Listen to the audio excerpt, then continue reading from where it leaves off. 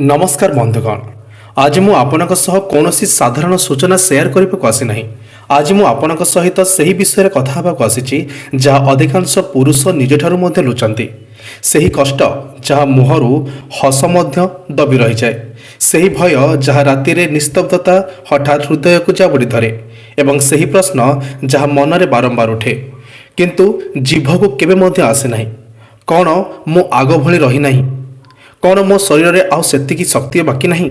सतरे कौन मोर बयस एते अधिक हो गलानी? मो बयसर प्रभाव कौन एते कम? बंधुगण, जदि आपणक मन को केवे भी एपरी कौनसी विचार आसी तेबे विश्वास करंतु आपण एका नुहंती।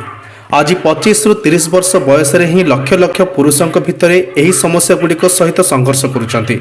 रक्त संचालन धीमा हो जावा, प्राइवेट पार्ट रे सही आग भली संवेदनशीलता न रहिबा, ढिलापण, दुर्बल इरेक्शन किंबा मन थाई मध्य उत्तेजना न आसिबा एवं सबुठारु कष्टदायक कथा होउची धीरे धीरे आत्मविश्वास को भांगी देबा। बंधुगण, यह केवल शरीर समस्या नुहे, यह मान सम्मान एवं निजर परिचय सहित जड़ित समस्या। जेतेबेले जड़े पुरुष निजको दुर्बल अनुभव करे से कहा सह शेयर करे नहीं, से डाक्तरों पाखक जीवा मध्य भय करे एवं प्रकृति को बुझिबा परिवर्ते सीधा सड़क मेडिकल स्टोर आड़क दौड़े।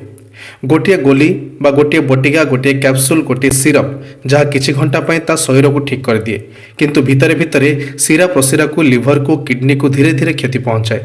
एवं यही कारणरू आज अल्प बयस गंठी जंत्रणा, मांसपेशीर दुर्बल, थकापण, लो स्टामिना एवं भितरु खाली अनुभव करने एक साधारण कथा हो गलानी। दर्शक बंधु, एबे टिके चिंता करंतु, जदि एते बड़ समस्यार समाधान कौनसी दामी औषधरे नुहे बरन आपणक रोषेई घरे रखा जाइतबा जिनिसरे थाए, तेबे आपणकर चिंताधारा कौन आसीबो? हाँ बंधुगण, मो डालचिनी विषय कहूची आपनको। सही डालचिनी जहाको आपण केवल मसला भाव जानती, जहाको आपण केबे गंभीरतार सहित देखि नाहंती, किंतु आयुर्वेदिक कहे जे प्रकृति केबे मध्य भूल करे नाही। आमे मनीष ही तार संकेत को अणदेखा करदे। डालचिनी को हजार हजार वर्ष धरी औषध भाव में व्यवहार करा जाय आसुची। यह केवल स्वाद बढ़ाए ना, यह शरीर भितर शोइथिबा सिस्टम को जगाइबारे काम करे। बंधुगण, जेतेबेले डालचिनी सठिक परिमाण रे, सठिक समय एवं सठिक जिनिस सहित आपण व्यवहार करती, तेबे यह रक्त संचालन को द्रुत गति में पहुंचाए एवं शिरा प्रशिरा जमीथिबा सुस्ती को हटाए एवं शरीर भितर पुणी थरे शक्तिर प्रवाह को आरंभ करे। यही कारणरू जो पुरुष मानकर उत्तेजना अभाव हुए, लिबिडो समस्या किंबा शीघ्र पतन भली समस्या थाए, सेमानक पई डालचिनी एक प्राकृतिक सपोर्ट भाव में काम करे। किंतु एठारे एक बड़ भूल अधिकांश लोक करि बसंती। सेमाने डालचिनी तो नहीं जानती, किंतु ताहाकू सठिक उपाय रे व्यवहार कर जानते नहीं, ना सठिक समय जानती, आउ ना एहाकू बुझंती कि केउ शरीर को केते परिमाण दरकार, एवं तापरे कहती भाई एथिरे तो किछि फल मिलिला नहीं। बंधुगण, प्रकृतिर जिनिस धीरे धीरे काम करे, किंतु मूलरू काम करे। यह शरीर को ठके नहीं। दर्शक बंधु, यह शरीर को सुस्थ हेबा सिखाए। आज यही वीडियो रे मु आपनकू कौनसी चमत्कार दाबी करू नहीं। मु आपनकू केवल सही बाट देखाउची जहाँ शताब्दी धरी परीक्षित। आगको मु आपनकू कहिबी डालचिनी शरीर भितर केउ केउ स्तर रे काम करे, किपरि यह रक्त प्रवाह, शिरा, मांसपेशी एवं हार्मोनाल बालांस उपर प्रभाव पकाए, केउ दुईटी जिनिस सहित यह मिसाइले यह सबुठारु प्रभावशाली हुए एवं केउ लोकमानंकु यह आदौ नेबा उचित नुहे। सेथिपई जदि आपण प्रकृତରେ निज शरीर को भितर बुझिबाकु चाहंती, तेबे वीडियोर गोटिए भी अंश को आपण स्किप करंतु नाही, कारण अधा ज्ञान सबुबेले क्षतिकारक होइथाय। बंधुगण, एबे टिके ध्यान दे बुझंतु एवं आमे सेई जगह उपरे कथा हबा जो जिनिस उपरे लोक माने द्वंद्वरे पड़ती। तो दर्शक बंधु, आज ए भिडियो को आरंभ करने पूर्व मु आपनको कहि रखे, जदि आपण माने आम चैनल को नुआ करे आछंती ताहाले आम चैनल को सब्सक्राइब करंतु एवं एपरि अनेक शिक्षणीय जिनिस जानिया पई आम वीडियो को लाइक करंतु, जहाँ फल आपण पाखक बारंबार नोटिफिकेशन चली आसे एवं आपण माने आम वीडियो को अति उत्साह सहित देखिपारे एवं निज दैनंदिन जीवन में व्यवहार करें। एवं दर्शक बंधु, जदि आपण माने जगतरनाथ जगन्नाथ महाप्रभु को हृदय मानुचंती, ताहाले प्रतिटी काम आपण महाप्रभु को मन पकई काम करवा उचित। तेणु आपण माने आम वीडियो रे कमेंट बॉक्स रे लिखंतु जय जगन्नाथ, जदि आपण माने हृदय महाप्रभु को मानुचंती।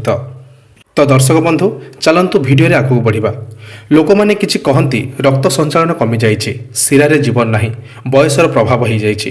किंतु प्रश्न होउछि रक्त संचालन हठात काहेकि कमी जाए? प्रकृत में बंधुगण आम शरीर भितर एक अति कोमल सिस्टम चले जहाँ को आम हार्मोनाल सिस्टम कहू।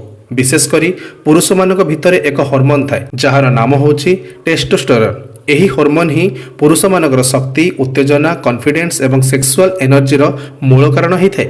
ଏବେ ପ୍ରକୃତ କଥା ବୁଝନ୍ତୁ ଦର୍ଶକ ବନ୍ଧୁ, 25 ବର୍ଷ ପରେ ପ୍ରତିବର୍ଷ ଟେଷ୍ଟୋଷ୍ଟେରୋନ୍ ଧୀରେ ଧୀରେ କମିବା ଆରମ୍ଭ କରେ ଏବଂ ଯଦି ଏହା ସହିତ ମାନସିକ ଚାପ, ନିଦ୍ରାହୀନତା, ଭୁଲ ଖାଦ୍ୟପେୟ, ଅଧିକ ମୋବାଇଲ ବ୍ୟବହାର, ପର୍ଣ୍ଣର ଆଡିକ୍ସନ୍ ଏବଂ ଶାରୀରିକ ପରିଶ୍ରମର ଅଭାବ ଯୋଡ଼ି ହୋଇଯାଏ, ତେବେ ଏହି ହ୍ରାସ ଆହୁରି ଦ୍ରୁତ ହୋଇଥାଏ।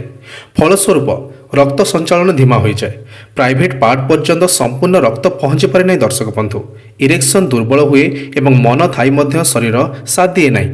ଏବେ ଏଠାରେ ଡାଲଚିନିର ଭୂମିକା କ'ଣ? ଆପଣଙ୍କ ମନରେ ନିଶ୍ଚିତ ପ୍ରଶ୍ନ ଆସୁଥିବ। ବନ୍ଧୁଗଣ, ଡାଲଚିନି ଭିତରେ କିଛି ପ୍ରାକୃତିକ ଯୌଗିକ ପଦାର୍ଥ ଥାଏ ଯେମିତିକି ସିନାମାଲ୍ଡିହାଇଡ୍ସ, ଫଲିଫନଲ୍ସ ଏବଂ ଆଣ୍ଟିଅକ୍ସିଡେଣ୍ଟସ୍। ଏହି ଉପାଦାନଗୁଡ଼ିକ ଶରୀର ଭିତରେ ଶିରା ପ୍ରଶିରାକୁ ରିଲାକ୍ସ କରିବାରେ କାମ କରେ। ଯେତେବେଳେ ଶିରା ରିଲାକ୍ସ ହୁଏ, ରକ୍ତର ପଥ ଖୋଲିବାକୁ ଲାଗେ। ଯେତେବେଳେ ରକ୍ତର ପଥ ଖୋଲେ, ତେବେ ପ୍ରାଇଭେଟ୍ ପାର୍ଟରେ ବ୍ଲଡ୍ ଫ୍ଲୋ ନିଜେ ନିଜେ ବଢ଼ିବାକୁ ଲାଗେ। ଏହି କାରଣରୁ ବନ୍ଧୁଗଣ, ଡାଲଚିନିକୁ ନ୍ୟାଚୁରାଲ ବ୍ଲଡ୍ ସର୍କୁଲେସନର ବୁଷ୍ଟର ବୋଲି ମଧ୍ୟ କୁହାଯାଏ। ଏବେ ଧ୍ୟାନ ଦେଇ ଶୁଣନ୍ତୁ, ଏହା କୌଣସି ତୁରନ୍ତ ପ୍ରଭାବ ଦେଉଥିବା ଔଷଧ ନୁହେଁ। ଏହା ଶରୀରକୁ ଧୀରେ ଧୀରେ ମନେ ପକାଇ ଦିଏ କି ତୁମକୁ କିପରି କାମ କରିବାକୁ ହେବ।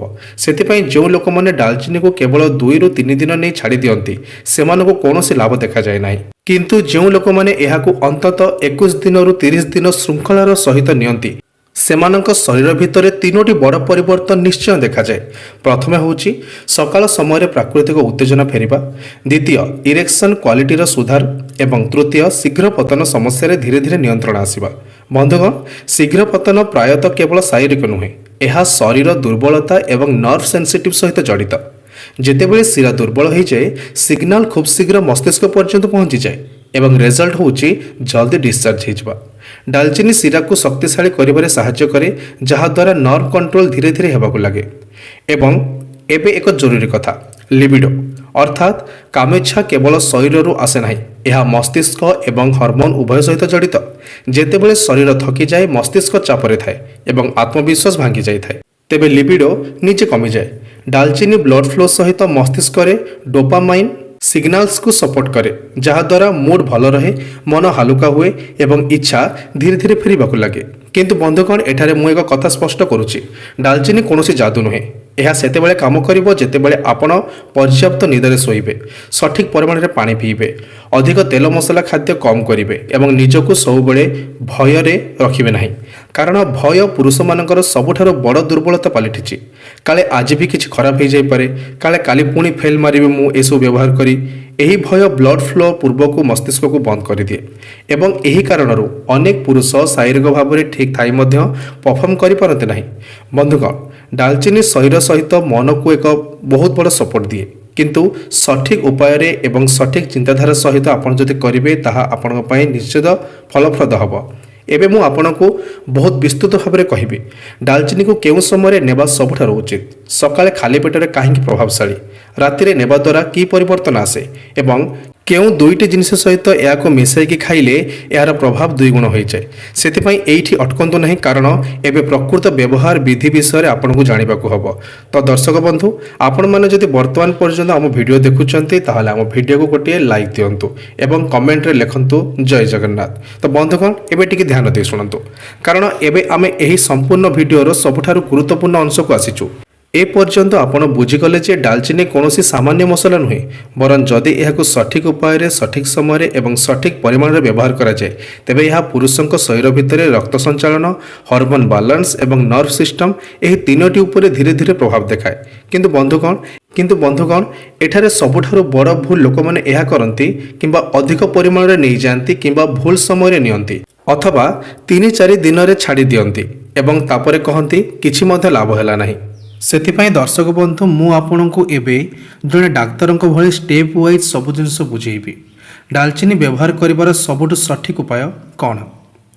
ସର୍ବପ୍ରଥମେ ଆପଣଙ୍କୁ ଡାଲଚିନି କାଠି ନେବାକୁ ହେବ, ପାଉଡ଼ର ନୁହେଁ, ମନେ ରଖନ୍ତୁ, କାରଣ ପାଉଡ଼ରରେ ପ୍ରାୟତଃ ମିଲାବଟ ଅଧିକ ଥାଏ। ଏବେ ଉପାୟଟି ଧ୍ୟାନ ଦେଇ ଶୁଣନ୍ତୁ। ଷ୍ଟେପ୍ 1, 1 ଗ୍ଲାସ୍ ପାଣି ନିଅନ୍ତୁ, ସେଥିରେ 1ରୁ 2ଟି ଛୋଟ ଡାଲଚିନି କାଠି ପକାନ୍ତୁ।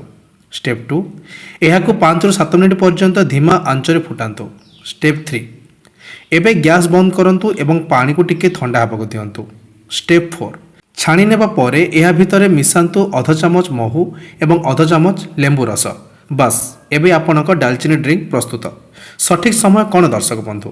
ବନ୍ଧୁଗଣ, ଯଦି ଆପଣ ସେକ୍ସୁଆଲ୍ ଦୁର୍ବଳତା, ରକ୍ତ ସଞ୍ଚାଳନ, ଷ୍ଟାମିନା କିମ୍ବା ଏନର୍ଜି ପାଇଁ ଏହାକୁ ବ୍ୟବହାର କରୁଛନ୍ତି, ତେବେ ସବୁଠାରୁ ଭଲ ସମୟ ହେଉଛି ସକାଳେ ଖାଲି ପେଟରେ। ଏବଂ ଯଦି ଆପଣ ଚାହିଁବେ ରାତିରେ ଖାଇବାର ବା ଶୋଇବାର 1 ଘଣ୍ଟା ପୂର୍ବରୁ ମଧ୍ୟ ନେଇପାରିବେ। କିନ୍ତୁ ମନେ ରଖନ୍ତୁ, ଦିନକୁ କେବଳ ଥରେ ହିଁ ଯଥେଷ୍ଟ। ଏବେ ସବୁଠାରୁ ଜରୁରୀ ସାବଧାନତା। ଏବେ ମୁଁ ଆପଣଙ୍କୁ ସେହି କଥାଗୁଡ଼ିକ କହୁଛି ଯାହା 90% ଲୋକ କେବେ ବି କହନ୍ତି ନାହିଁ। ଯଦି ଆପଣଙ୍କ ବ୍ଲଡ଼ ପ୍ରେସର ବହୁତ କମ୍ ରହୁଥାଏ, ତେବେ ଏହାର ସେବନ କରନ୍ତୁ ନାହିଁ। ଯଦି ଆପଣଙ୍କ ପେଟ ଯନ୍ତ୍ରଣା, ଡାଇରିଆ, ବାନ୍ତି କିମ୍ବା ଗ୍ୟାସ୍ର ଗମ୍ଭୀର ସମସ୍ୟା ଅଛି, ତେବେ ମଧ୍ୟ ଅଟକି ଯାଆନ୍ତୁ। ଯଦି ଶରୀରରେ କିଛି ଆକ୍ଟିଭ୍ ଇନଫେକ୍ସନ୍ କିମ୍ବା ଏଲର୍ଜି ଅଛି, ତେବେ ପ୍ରଥମେ ତାକୁ ଠିକ୍ କରନ୍ତୁ। ଗର୍ଭବତୀ ମହିଳା ଏବଂ ଛୋଟ ପିଲାମାନେ ଏହାର ସେବନ କରନ୍ତୁ ନାହିଁ। ବିପି ଓ ସୁଗାର ରୋଗୀଙ୍କ ପାଇଁ ଏବେ ସବୁଠାରୁ ବଡ଼ ପ୍ରଶ୍ନ, ଡାଇବେଟିସ୍ ଏବଂ ବିପି ଥିବା ଲୋକମାନେ ଡାଲଚିନି ନେଇପାରିବେ କି ନାହିଁ? ତେବେ ଉତ୍ତର ହେଉଛି ହଁ, କିନ୍ତୁ ବୁଝି ବିଚାରି।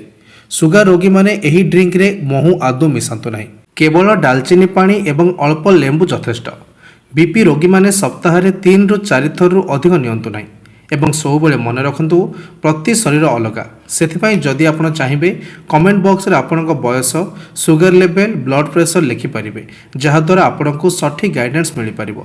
ତେବେ ଏହି 5ଟି ବଡ଼ ଭୁଲ ଆଦୌ କରନ୍ତୁ ନାହିଁ ଦର୍ଶକ ବନ୍ଧୁ।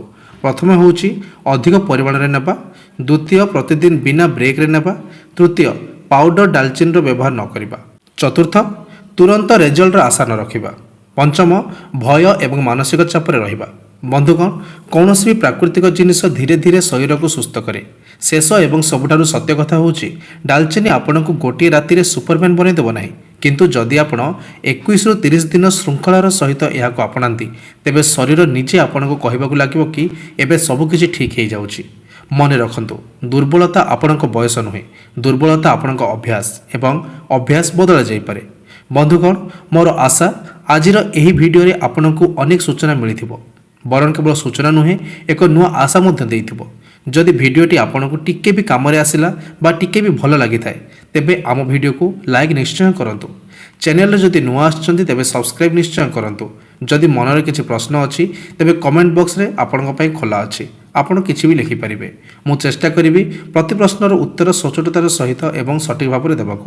ନିଜର ଧ୍ୟାନ ରଖନ୍ତୁ, ସୁସ୍ଥ ରୁହନ୍ତୁ ଏବଂ ମନେ ରଖନ୍ତୁ, ପ୍ରାକୃତିକ ଉପାୟ ଧୀମା ହୋଇଥାଏ, କିନ୍ତୁ ସଦାସର୍ବଦା ସୁରକ୍ଷିତ ଥାଏ। ଦେଖା ହେବା ଆଉ ଗୋଟେ ଭିଡ଼ିଓରେ। ସେତେ ପର୍ଯ୍ୟନ୍ତ ବିଦାୟ ଦିଅନ୍ତୁ।